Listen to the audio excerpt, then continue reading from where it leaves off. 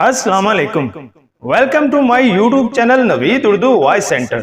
तमाम वीडियोस की अपडेट्स के लिए नवीद उर्दू वॉइस सेंटर को सब्सक्राइब करके बेल के नोटिफिकेशन को ऑन कर दें। तो आइए नाजरीन, आज मैं आपको जो कहानी सुनाने जा रहा हूं उसका उन्वान है स्याह साया। तो चलिए सुनते हैं। तेज कदम उठाते हुए हाकम अली चला आ रहा था। उसने हाथ में खूंडा पकड़ा हुआ था और चेहरे पर गुस्सा छाया हुआ था और आंखों में खून उतरा हुआ था। फिर अचानक उसके सामने मुंशी आ गया।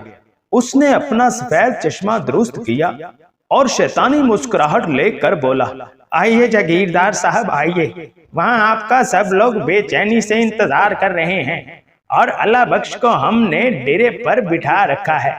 अगले ही लम्हे हाकम अली खूंडा पकड़े और गोल तकिए से टेक लगाए गुस्से भरे लहजे में आंखें फाड़ फाड़ कर सामने जमीन पर बैठे अला बख्श की तरफ देख रहा था, जबकि अला बख्श हाथ जोड़े डरा सहमा हुआ जमीन पर बैठा था और एक तरफ सिकंदर अली कुर्सी पर बैठा हुआ था, जबकि दूसरी तरफ दिलावर अली, बहादुर अली और बख्तावर अली खड़े हुए थे। और अब तो मुंशी भी हाथों में रजिस्टर उठाए हाकम अली के सर पर खड़ा था और हाकम अली मुसलसल आंखें फाड़ फाड़ कर अल्लाह बख्श की तरफ देख रहा था। डर के मारे अल्लाह बख्श के पसीने छूट रहे थे। फिर अचानक हाकम अली गरजती हुई आवाज में बोला, अल्लाह बख्श। हाकम अली की इतनी दहशत देखकर अल्लाह बख्श थर थर कांप रहा था। अल्लाह बख्श, बोल, तुझे तेरी गलती की क्या सजा दी जाए? जागीरदार साहब, अगर कोई इंसान होता तो आपके खेतों की तरफ जाने की गलती ना करता, लेकिन वो तो बेजुबान जानवर थे जो गलती से आपके खेतों में घुस गए। लेकिन जनाब, गलती मेरी ही थी जो मैं अपने जानवरों का ध्यान नहीं कर सका, जिसके कारण आपके तमाम खेत बर्बाद हो गए। हो सके तो मुझ बूढ़े गरीब पर तरस खाकर मेरी इस गलती को माफ कर दे। तरस तो मैंने अपने बाप पर भी नहीं किया था, तो फिर तू किस खेत की मूली है? हाकम अली एकदम उठ खड़ा हुआ। हमारा इतना नुकसान हुआ है और तुझे माफ कर दें, ये कभी नहीं हो सकता। तुझे तेरी इस गलती की सजा जरूर मिलेगी। अल्लाह बख्श। सिकंदर अली ने इतना कहा और खुद उठकर खड़ा हो गया। चाचा जी, ये छोटे चाचा जी बिल्कुल ठीक कहते हैं, इसे इसकी गलती की सजा जरूर मिलनी चाहिए। दिलावर अली ने अपनी हथेली पर मुक्का जमाते हुए कहा। हाकम अली बोला, कुल कितने जानवर थे इसके जिनकी वजह से हमारे तमाम खेत बर्बाद हुए हैं? 3 भैंस, 2 गाय और 4 बछड़े थे चाचा जी, बख्तावर ने उंगलियों पर गिनते हुए कहा। चाचा जी, इस वक्त वो तमाम जानवर आपके साले बहादुर अली के कब्जे में लेकर पिछवाड़े में बांधे हुए हैं। हाँ भाई साहब, आपके भतीजे बख्तावर ने बिल्कुल ठीक कहा है, बहादुर अली ने कहा। अचानक दिलावर अली बोला, चाचा जान, इन जानवरों में से 1 भैंस और 2 बछड़े मैं रखूंगा।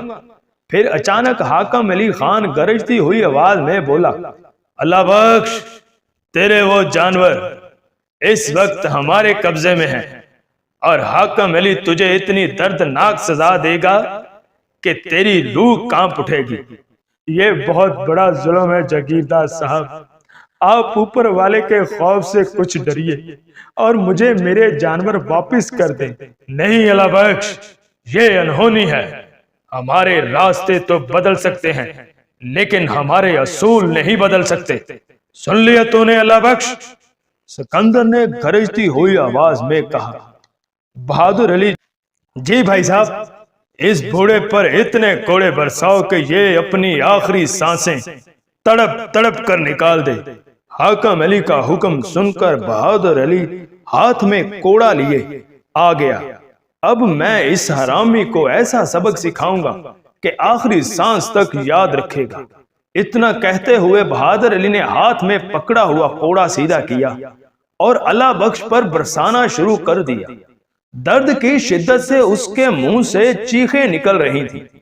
मुझे माफ कर दे जागीरदार साहब, अल्लाह के वास्ते मुझे छोड़ दीजिए।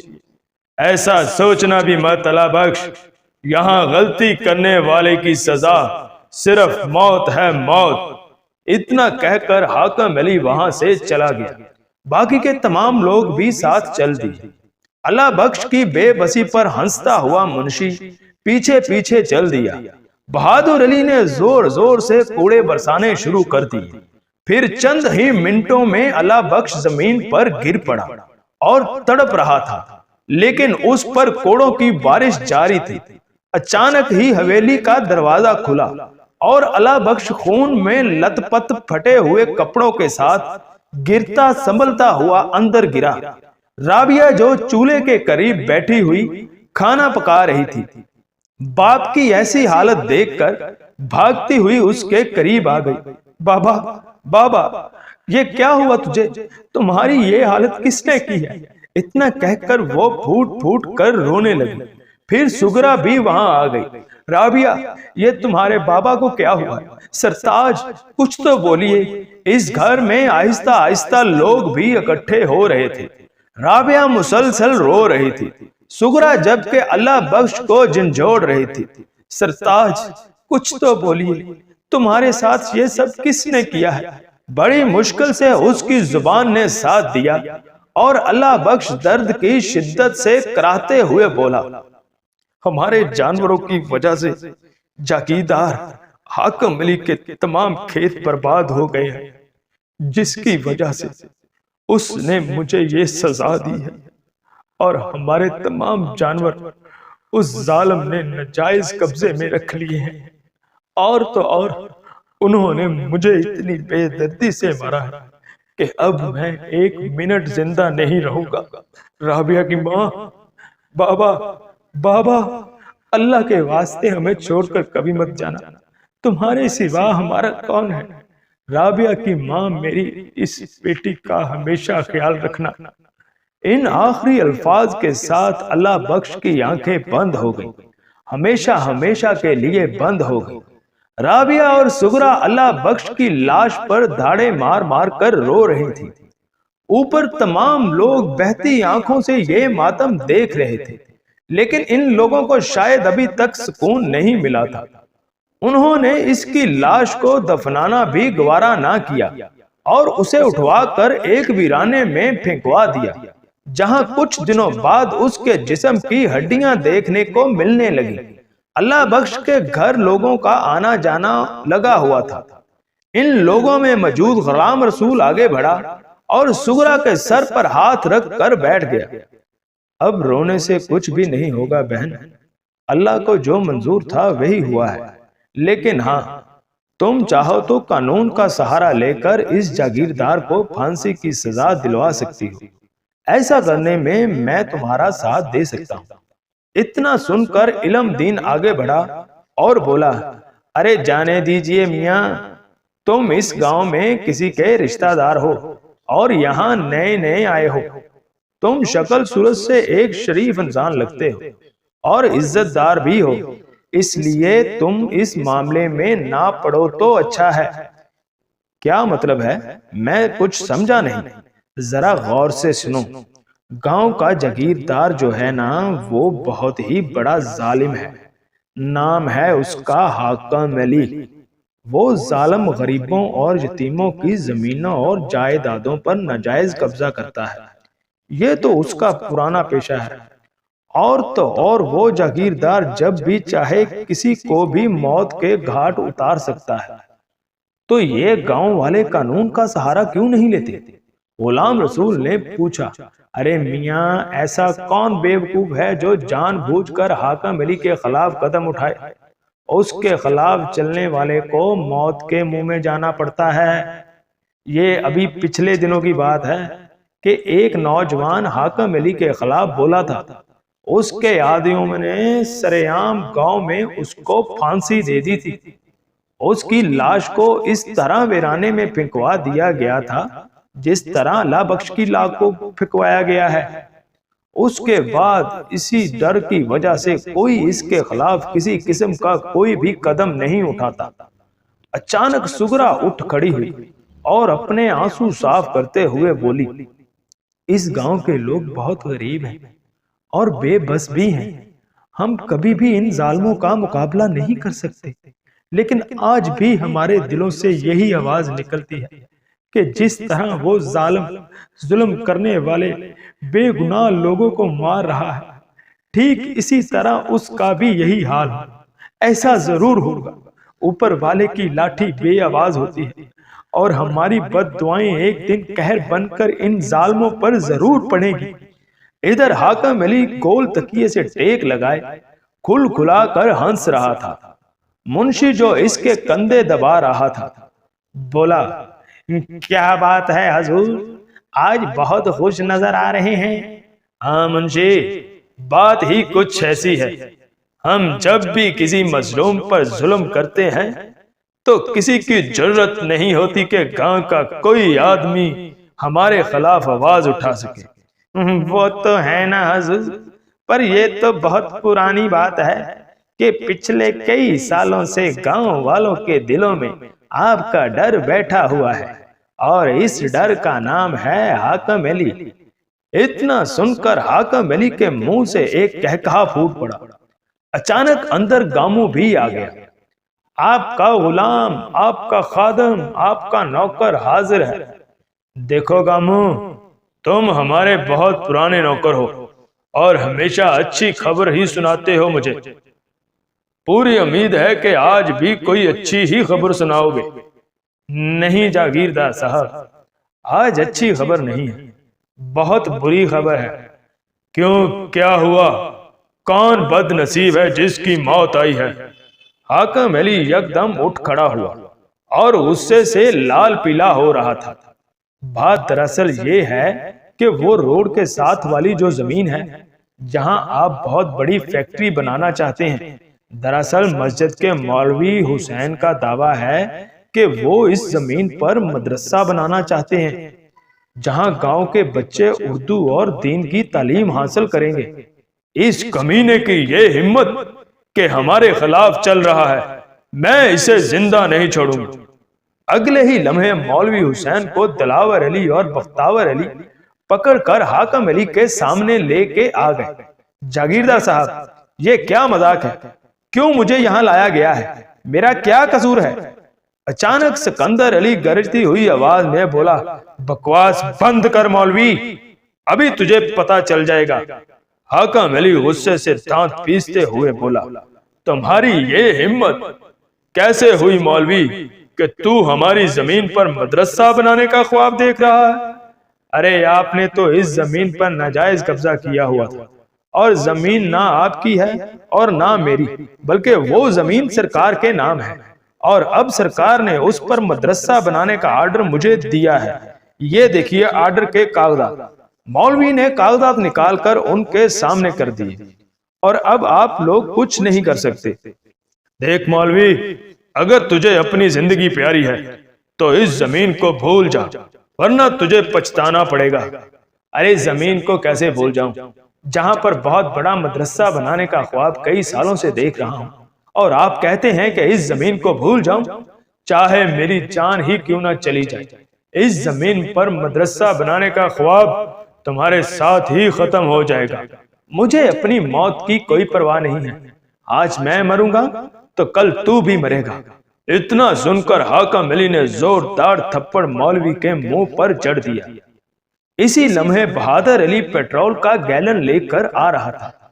حاکم علی نے اس کے ہاتھ میں پیٹرول دیکھا تو چیختے ہوئے بولا، پیٹرول کو کہیں اور لے جانے کی ضرورت نہیں ہے، ادھر لا میرے پاس اور مولوی کے اوپر چھڑک دے۔ اس نے ایسا ہی کیا۔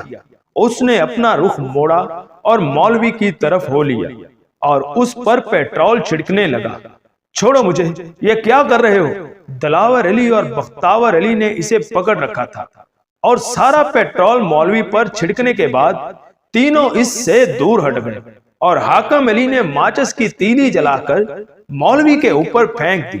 دیکھتے ہی دیکھتے آگ نے اسے اپنی لپیٹ میں لے لیا۔ مولوی کی دردناک چیخیں فضا کو چیرتے ہوئے دور دور تک جا رہی تھی۔ مولوی مسلسل آگ کی لپیٹ میں جل رہا تھا، اور اب وہ ظالم لوگ وہاں سے چلے گئے تھے۔ دیکھتے ہی دیکھتے مولوی کی لاش آگ میں جل کر راکھ کا ڈھیر بن گئی، اور اس راکھ سے اٹھنے والا دھواں آسمان کی طرف جا رہا تھا۔ یکدم کہیں سے آسمان پر سیاہ بادل چھا گئے اور تیز آندھی چلنا شروع ہو گئی اور زور زور سے درخت ہل رہے تھے اور بجلی بھی بار بار کڑک رہی تھی۔ پھر اچانک طوفان کا زور ٹوٹا اور برسات شروع ہو گئی۔ ادھر ہائی وے پر موٹر سائیکل دوڑائے بہادر علی چلا آ رہا تھا۔ تیز بارش کی وجہ سے اس کے سارے کپڑے گیلے ہو چکے تھے اور موٹر سائیکل بھی بھیگ چکی تھی۔ اچانک ہی اس کی موٹر سائیکل خود بخود بند ہو گئی۔ اس نے کئی بار اسٹارٹ کی لیکن موٹر سائیکل اسٹارٹ نہ ہو سکی۔ لگتا ہے ٹینکی میں پانی چلا گیا ہے۔ اس سالی کو بھی اس وقت خراب ہونا تھا، اس نے غصے بھرے لہجے میں کہا اور ایک لات موٹر سائیکل کو ماری۔ ادھر ادھر دیکھا تو بڑے زور سے بارش اور ساتھ آندھی چل رہی تھی۔ بہادر علی موٹر سائیکل کی ٹینکی ادھر ادھر ہلا رہا تھا اور آسمان پر بجلی بار بار کڑک رہی تھی۔ اس لمحہ دور سے لمبے تڑنگے قد والا ایک شخص آتا ہوا دکھائی دیا۔ اس نے پاؤں سے لے کر سر تک سیاہ لباس پہنا ہوا تھا، صرف آنکھیں ہی نظر آ رہی تھی اور قد نہایت ہی لمبا تھا۔ یہ شخص لمبے لمبے قدم اٹھاتا ہوا آ کر ایک درخت کے نیچے کھڑا ہو گیا۔ اس نے سامنے روڈ کی طرف دیکھا کہ بہادر علی اپنی موٹر بائیک اسٹارٹ کر رہا تھا۔ درخت کے نیچے کھڑا وہ شخص جس نے جو ہی درخت پر اپنا ہاتھ رکھا تو یہ درخت آہستہ آہستہ گرتا ہوا موٹر سائیکل سمیت بہادر علی کے اوپر آ گرا۔ اس کے منہ سے چیخ بھی نہ نکل سکی اور درخت کے نیچے دب گیا۔ اس وقت بہادر علی کی سانسیں آہستہ آہستہ چل رہی تھی۔ اس لمحہ وہ شخص بہادر علی کے سر پر کھڑا ہو گیا اور اس نے اپنے لمبے لمبے ہاتھ بہادر علی کے پیٹ پر رکھ کر آہستہ آہستہ اپنی جانب کھینچنا شروع کر دیا۔ اب بہادر علی کی سانسیں آہستہ آہستہ نکل رہی تھی۔ اس طرح دیکھتے ہی دیکھتے جب اس کے دونوں ہاتھ اس کے منہ تک آ گئے تو بہادر علی درد سے چیخا، اللہ بخش تم۔ اس کے ساتھ ہی اس کی آخری سانسیں نکل چکی تھی۔ اب بہادر علی مر چکا تھا۔ اس سائے کے منہ سے کہکہے بلند ہونے لگے اور پھر اس نے اس کے پیٹ میں ہاتھ ڈال کر اس کی انتڑیاں باہر کھینچ لی اور کہکہے لگاتا ہوا غائب ہو گیا۔ اس وقت یہاں پولیس کی گاڑی اور کچھ لوگ جمع ہو گئے۔ پولیس اور لوگوں نے مل کر بہادر علی کی لاش پر سے درخت ہٹانے کے بعد بہادر علی کی لاش اور موٹر سائیکل کی طرف دیکھ رہے تھے۔ موٹر سائیکل تو بری طرح ٹوٹ پھوٹ گیا تھا اور بہادر علی کی لاش سے خون بہتا ہوا بارش کے پانی میں مل رہا تھا۔ انسپیکٹر اپنی ٹوپی اتار کر آسمانوں کی طرف نظریں دوڑائے تو آسمانی بجلی بار بار کڑک رہی تھی۔ ہوا اور بارش بھی مسلسل چل رہی تھی۔ ٹھنڈی آ لینے کے بعد انسپیکٹر بولا، لگتا ہے اس کی موت تیز آندھی سے درخت گرنے کے کارن ہوئی ہے، لیکن اس کے جسم سے انتڑیوں کا نکلنا یوں لگتا ہے جیسے کوئی ایسی چیز نے اس کو مارا ہے جو درندہ ہو۔ اس کے چہرے پر خراشوں کے نشان ہیں اور جسم ایسے جیسے اندر سے ادھیڑ دیا گیا ہے۔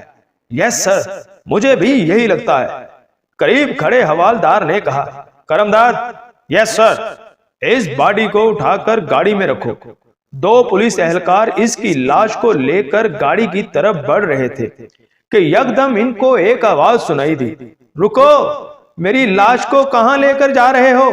اسے یہاں ہی رہنے دو، تم ایسا نہیں کر سکتے۔ وہ اس کی لاش کو گاڑی میں رکھ چکے تھے اور گاڑی بھی اسٹارٹ ہو چکی تھی۔ باقی لوگ بھی وہاں سے چلے گئے تھے۔ واقعی میں مر چکا ہوں۔ بہادر علی کی روح جو ایک طرف کھڑی ان سب کو دیکھ رہی تھی اور پکار رہی تھی کہ رکو، مجھے بھی ساتھ لے چلو، لیکن کوئی بھی اس کی آواز نہ سن رہا تھا۔ پھر وہ پیدل ہی چل پڑا اور چلتے چلتے جب یہ روح ویران جگہ پر گئی تو اچانک اس کی نظر شمال کی طرف پڑی۔ یہ دیکھ کر رک گیا کہ شمال کی طرف سے وہی سایہ چلا آ رہا تھا جو پاؤں سے لے کر سر تک لباس پہنے ہوئے تھا۔ وہ شخص چلتے ہوئے بہادر علی کی روح کے پاس پہنچ گیا۔ روح نے یہ دیکھا کہ اس کی طرف صرف آنکھیں نظر آ رہی ہیں۔ وہ اس کو دیکھ کر خوف زدہ ہو گیا۔ یہ تو وہی ہے جس نے مجھے مارا ہے، میری جان لی ہے، مجھے دنیا سے دور کیا ہے۔ اس کے لبوں پر کہکہے تھے۔ وہ سایہ اس کو دیکھ کر مسلسل مسکرا رہا تھا۔ جس طرح تم کو مارا ہے اسی طرح ان سب کو مار دوں گا جنہوں نے ظلموں کی انتہا کر رکھی ہے۔ انہوں نے مجھے مارا ہے اور میں ان کے لیے عبرت بن جاؤں گا۔ ہاں، میں ان کے لیے عبرت بن جاؤں گا۔ بنگلے کے باہر کچھ گاڑیاں اور موٹر سائیکل وغیرہ کھڑے تھے اور اندر بڑی حیثیت والے لوگ بہادر علی کی لاش پر افسوس کر رہے تھے۔ سکندر، دلاور اور بختاور اس کی لاش پر پھوٹ پھوٹ کر رو رہے تھے۔ منشی اور گاموں کی آنکھیں بھی اشکبار تھیں اور رونے والے تو مسلسل اس کی لاش پر پھوٹ پھوٹ کر رو رہے تھے۔ اسی لمحے دروازے کی چوکھٹ پر ملک الموت آ کھڑا ہوا اور سامنے لاش پر رونے والے لوگوں کی طرف دیکھ کر افسوس کرتے ہوئے بولا، میں بار بار آؤں گا، ایک ایک کر کے تم سب کی روح قبض کروں گا، تم میں سے کسی کو بھی زندہ نہیں چھوڑوں گا، بہت ہی بھیانک موت تم سب کو دوں گا۔ اتنا کہہ کر وہ سایہ وہاں سے چلا گیا۔ رونے کی آوازیں پورے حال میں گونج رہی تھی۔ اچانک حاکم علی بھی یہاں آ گیا اور ان سب کو روتا ہوا دیکھ کر غصے سے بولا، بند کرو یہ رونا دھونا، شیر ہو کر تم لوگ بزدلوں کی طرح روتے ہو، مجھے بالکل بھی اچھے نہیں لگتے، ذرا عقل سے کام لو۔ اتنا کچھ سننے کے بعد انہوں نے رونا دھونا بند کر دیا۔ منشی جی حضور، اس کے کفن دفن کا انتظام کیا جائے۔ اور پھر کفن کا انتظام کر دیا گیا اور اس کو قبرستان میں دفن کر دیا گیا۔ اس کے بعد سب لوگ اپنے اپنے کاموں میں لگے ہوئے تھے۔ دلاور علی کمرے میں بیٹھا کچھ رقم گن رہا تھا۔ یکدم منشی اندر آن ٹپکا اور سامنے رقم گنتے ہوئے دیکھ کر اچھلنے لگا، چھوٹے جاگیردار صاحب، منشی نے دھیرے سے پکارا۔ اس نے سر اٹھا کر سامنے دیکھا تو منشی اس کی رقم کو دیکھ کر خوشی سے مسکرا رہا تھا۔ اے منشی، کیا بات ہے؟ یہ بے وقوفوں کی طرح دانت کیوں نکال رہے ہو؟ چھوٹے جاگیردار صاحب، اگر آپ برا نہ مانے تو ایک بات کہوں؟ ہاں کہو، کیا کہنا چاہتے ہو؟ یہ اتنی ساری رقم آپ کے پاس کہاں سے آئی؟ ذرا مجھے بھی تو پتا چلے۔ تیرے باپ کے گھر سے آئی ہے، کیا میرے پاس اتنی رقم نہیں ہو سکتی؟ گدھا کہیں کا، ایک دوں گا کان کے نیچے۔ اوہ، اب غصہ تھوک دے چھوٹے جاگیردار صاحب۔ اچھا ٹھیک ہے، مجھے یہ بتاؤ کہ یہاں کیسے آئے ہو؟ کوئی ناگری صاحب آئے ہیں آپ سے ضروری کام کے سلسلہ میں۔ ناگری صاحب؟ اس نے اپنے دل میں نام دہرایا اور شیطانی مسکراہٹ کے ساتھ بولا، اچھا تم جاؤ اور اسے یہاں بھیج دو۔ چھوٹے جاگیردار صاحب، اتنا کہہ کر منشی نے انگلیوں سے پیسوں کا اشارہ کرنے لگا۔ اس کا یہ اشارہ سمجھ کر دلاور علی نے 10 روپے کا نوٹ نکال کر دیا اور جاؤ، جا کر اسے اندر بھیج دو۔ یہ کیا، صرف 10 روپے؟ اس نے 10 روپے کا نوٹ جھٹ سے واپس لے لیا۔ اچھا ٹھیک ہے، 10 روپے میں ہی گزارا ہو جائے گا۔ منشی نے پھر سے وہ نوٹ لے لیا اور وہاں سے باہر نکل گیا۔ اس کے جانے کے بعد ناگری صاحب اندر آ گئے۔ آئیے ناگری صاحب آئیے۔ دلاور علی اٹھ کر کھڑا ہو گیا۔ ارے بیٹھے رہو، کیوں اتنی تکلیف کر رہے ہو؟ اس کے بعد دونوں ہی آمنے سامنے بیٹھ گئے۔ ناگری صاحب نے اپنی جیب سے بہت بڑی رقم نکال کر اس کے سامنے رکھ دی اور دلاور صاحب، یہ رہا پورا 1 لاکھ روپیہ۔ رقم دیکھ کر دلاور علی کی آنکھیں چمکنے لگی۔ اب آپ اس رقم کو سنبھال کر رکھنا اور باقی کا 2 لاکھ روپیہ میں دے کر وہ زمین اپنے نام کروا لوں گا، ٹھیک ہے نا؟ ناگری صاحب، جیسے آپ کی مرضی، لیکن ایک بات میری سمجھ میں نہیں آئی، وہ یہ کہ آپ کو مجھ پر کیسے یقین آ گیا؟ ارے کیسی باتیں کر رہے ہیں آپ دلاور صاحب، آپ جیسا شریف اور ایماندار انسان ڈھونڈنے سے بھی نہیں ملے گا، مجھے آپ پر پورا یقین ہے۔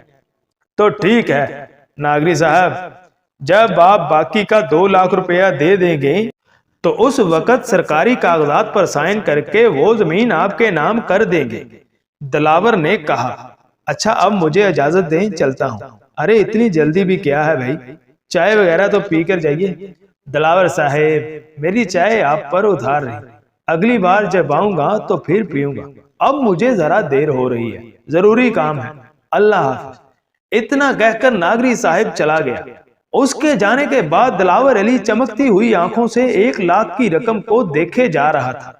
چوہا جال میں پھنس گیا ہے، اتنا کہہ کر دلاور علی مارے خوشی کے کہکہے لگائے جا رہا تھا۔ ایک درخت کے نیچے بیٹھے کچھ گاؤں والے باتیں کر رہے تھے۔ باتوں کے دوران ہی علم دین نے پوچھا، بھائی فضل دین تم سناؤ، اپنی بچی کے بیاہ کے بارے میں کچھ سوچا ہے کہ نہیں؟ ہاں بھائی بیاہ تو کرنا ہے اس کا، لیکن ابھی وہ بچی ہے، ابھی تو میں اس کو 5-7 سال اپنی نظروں کے سامنے رکھوں گا، جی نہیں چاہتا کہ اپنے دل کے ٹکڑے کو کسی اور کے حوالے کر دوں۔ اتنا سن کر علم دین کوئی جواب نہ دے سکا۔ فضل دین کی باتیں سن کر غلام رسول بولا، بھائی بیٹیاں ہر باپ کو پیاری ہوتی ہیں، لیکن اس کو 5 سال بٹھانے سے پہلے تم نے کچھ سوچا ہے کہ نہیں کہ معاشرے والے کیا سوچیں گے؟ فلاں گھر کی بیٹی ابھی تک جوان ہے، دیکھنے والے تو یہی کہیں گے کہ لگتا ہے کہیں رشتے کی بات نہیں بن رہی، طرح طرح کی باتیں بنائیں گے۔ اس میں بدنامی کس کی ہوتی ہے؟ ماں باپ کی، ہاں اور کس کی ہوتی ہے؟ اللہ تعالیٰ اپنی کتاب میں فرماتے ہیں، جب کسی کی بیٹی جوان ہو جائے تو فوراً اس کا نکاح کر دینا چاہیے، ورنہ جتنے ہی سال ماں باپ نے اپنی بیٹی کو بٹھایا تو اتنے ہی سال کا گناہ ان کے سروں پر سوار رہے گا۔ جب میں نے بیٹی کی شادی کی تھی تو اس وقت اس کی عمر پورے 16 سال کی تھی، آج اس کی شادی کو 6 سال ہو چکے ہیں اور اب ماشاءاللہ سے وہ بچے کی ماں بھی ہے۔ یہ بات یہیں آ کر ختم ہو جاتی ہے۔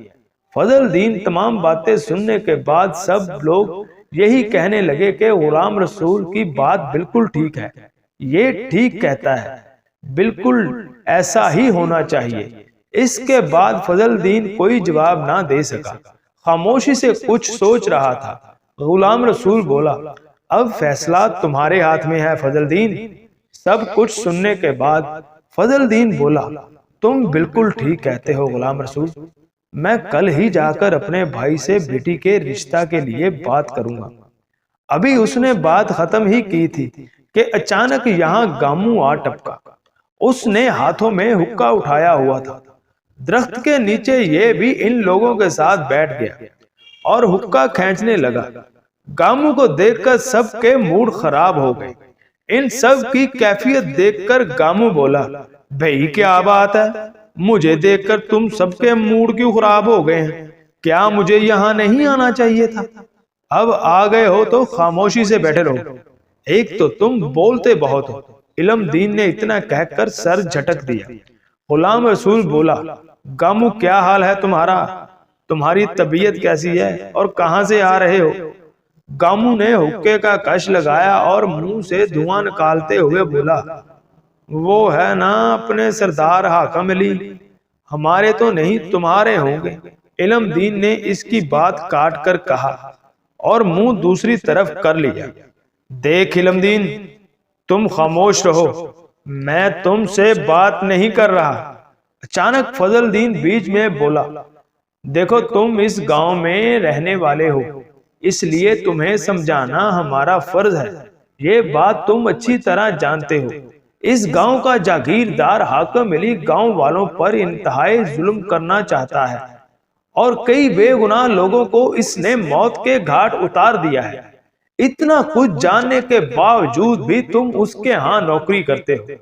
اچانک علم دین بیچ میں بولا، ارے یہ اس کے ہاں نوکری سے زیادہ خوشامد کرتا ہے، تلوے چاٹتا ہے، لگتا ہے تمہیں موت کا مزہ چکھانا پڑے گا۔ جاگیردار سے کہہ کر اتنا سن کر فضل دین کے کندھے پر ہاتھ رکھا اور خاموش رہنے کا اشارہ کیا۔ ارے گامو، تم ایک دم غصہ ہی کر گئے ہو، جانے دو اس کو، غلطی سے منہ سے ایسی بات نکال بیٹھا ہے۔ ہا ہا ہا، ٹھیک ہے، سمجھا دینا اس کو، جب اگلی بار ملے تو سوچ سمجھ کر مجھ سے بات کرے۔ اب گامو خاموشی سے مسکرا دیا، آخر ہم بھی تو کوئی عام آدمی نہیں ہے۔ گامو خوشی کے مارے کہہ کے لگاتا ہوا وہاں سے چلا گیا۔ دیکھا علم دین کیسے یہ اکڑ رہا تھا؟ فضل دین نے کہا، جب تک جاگیرداروں کا ہاتھ اس کے کندھے پر ہے یہ اسی طرح اپنی اکڑ دکھائے گا۔ ہاں علم دین تم بالکل ٹھیک کہتے ہو، ورنہ اس بزدل کے سامنے کتا بھی بھونک پڑے تو اس کی ٹانگیں کانپنے لگتی ہیں۔ علم دین چونکا غلام رسول سے مخاطب ہو کر بولا، اس گاؤں میں آپ نئے آئے ہیں، یہاں کے ماحول سے آپ ناواقف ہیں، ایسے لوگوں کو منہ لگانے سے پہلے 1000 بار سوچ لینا چاہیے۔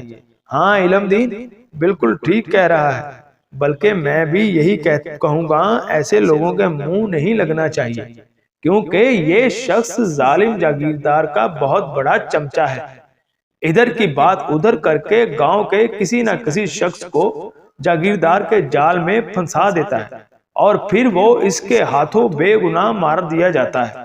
فضل دین کی باتیں سن لینے کے بعد غلام رسول بولا، پھر تو یہ گامو جاگیردار کا بہت بڑا چغل خور ہوا۔ اچانک مسجد سے اذان کی آواز آنے لگی، لو بھائی نماز کا وقت ہو گیا ہے، چلیے آپ لوگ بھی میرے ساتھ نماز پڑھیے۔ ہاں بالکل۔ پھر علم دین اور فضل دین غلام رسول کے ساتھ چل دیے۔ وہاں کچھ لوگ اور بھی موجود تھے جو نماز کے انتظار میں بیٹھے ہوئے تھے۔ نماز ادا کرنے کے بعد غلام رسول اپنے گھر آ گیا۔ یہ لیں آپ کے 2 لاکھ روپے پورے ہو گئے ہیں، ناگری نے دلاور کو کہا اور کاغذات اس کے سامنے رکھ دیے۔ اس نے 2 لاکھ ہاتھ میں پکڑ لیے اور ایک طرف چلا گیا، اور جب واپس آیا تو اس کے ہاتھ میں پستول تھا۔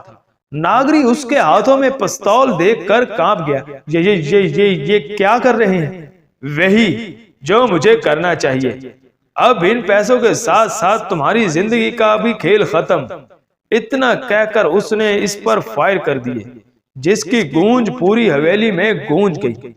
اس کی موت کے ساتھ ساتھ دلاور علی کے کہکہے بھی گونج رہے تھے۔ ایک شراب کا گلاس اس نے اپنے حلق میں ڈالا اور منشی سے کہا کہ اس کی لاش کو کہیں باہر پھینک دو۔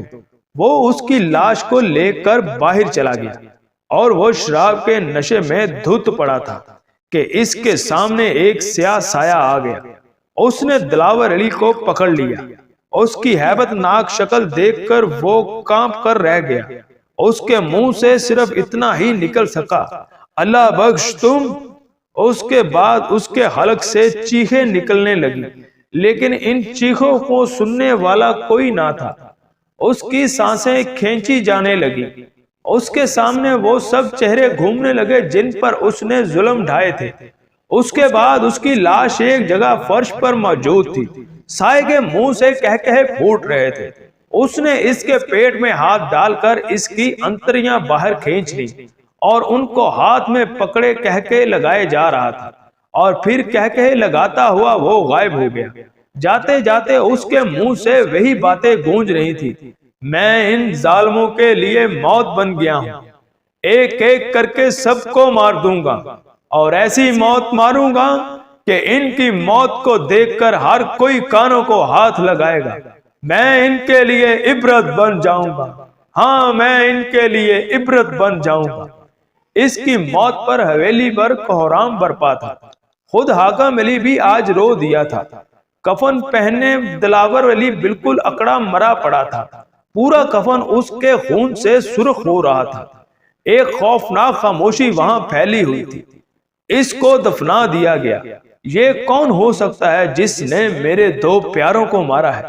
میں اس کو زندہ نہیں چھوڑوں گا، میں اس کا خاتمہ کر دوں گا۔ لیکن وہ اندر کمرے میں کیسے گھس جاتا ہے؟ وہ کسی کو نظر کیوں نہیں آتا ہے؟ حاکم علی ایک جگہ انہی سوچوں میں کھویا ہوا تھا، اور پھر یکدم اس کو خیال آیا، لوگ کیا کہیں گے کہ حاکم علی پریشان ہو گیا ہے، وہ اندر سے ٹوٹ گیا ہے۔ نہیں، میں کبھی بھی نہیں ٹوٹ سکتا، میں موت سے لڑ سکتا ہوں۔ جہاں اس کی موت پر حویلی میں سوگ طاری تھا، ویسے ہی گاؤں میں خوشی کی لہر دوڑ گئی تھی۔ لوگوں کو یقین ہو گیا تھا کہ ان کے ظلمات کی انتہا ہونے والی ہے۔ وہ جلد ایسی ہی موت مرنے والے ہیں جس طرح دو مرے ہیں۔ اب ان کے دلوں میں کچھ سکون تھا کہ وہ جو کوئی بھی ہے، جو بھی ان کی جانیں لے رہا ہے، وہ گاؤں والوں کا ہمدرد ہے۔ سردار جی، گامو بولا۔ ہاں بول گامو، بول کیا کہنا چاہتا ہے؟ تو یہ علم دین اور فضل دین آپ کے بارے میں بہت کچھ کہہ رہے ہیں۔ وہ شاید بھول گئے ہیں کہ آپ کی کبھی بھی اونچی آواز کو برداشت نہیں کر سکتے، اور جو کوئی بھی بولے اس کی سانس چھین لیتے ہیں۔ اس کے باوجود وہ گاؤں والوں کو بھڑکا رہا ہے۔ گامو کی یہ بات سن کر وہ آپے سے باہر ہو گیا۔ ان کی یہ ہمت کہ میرے بارے میں ایسی باتیں کرے۔ ساتھ ہی اس نے سکندر کو بلایا اور کہا، علم دین کی زندگی آج آخری رات ہونی چاہیے۔ سکندر کے منہ سے ایک کہکہا نکلا اور بولا، ایسا ہی ہوگا۔ پھر ایک بھیانک موت علم دین کے لیے تیار تھی۔ انہوں نے اس کو حویلی میں بلا کر ایسی موت مارا کہ اس کی روح تک کانپ گئی۔